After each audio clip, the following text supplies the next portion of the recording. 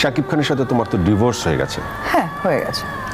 তখন আমার শাশুড়ি তাকে বললেন যে বেবি পেটে থাকা অবস্থায় মুসলিম ধর্মে বা মুসলিম রীতিতে কোনো ডিভোর্স হয় না, তালাক হয় না। তার জন্য বাচ্চাটা হয়ে যাওয়ার পর তুমি ডিসিশন নিও। তো সেটাই নিয়েছে। কোন আমার সন্তানকে তারা অ্যাভয়েড করছে বা আমার সন্তানকে শত্রু মনে করছে, তাদের জন্য তো আমার কষ্ট লাগার কথা।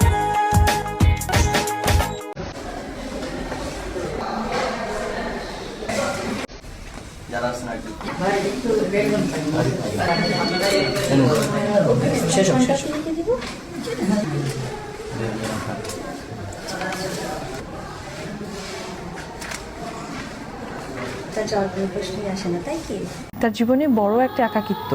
আমার কাছে আমার জয় আছে, তার কাছে কেউ নাই। আমি থেকে ওইখানে কিন্তু আমার রিলিজিয়ন হিন্দুটাই লেখা আছে। তো সেই জায়গা থেকে আমি তো হিন্দুই। আমি আমার ধর্ম মেনেই তার সাথে আমার বিয়ে হয়েছে। আমি আমার তোমার ধর্ম মেনে? মানে আমার ধর্ম মানে আমি হিন্দু ধর্ম।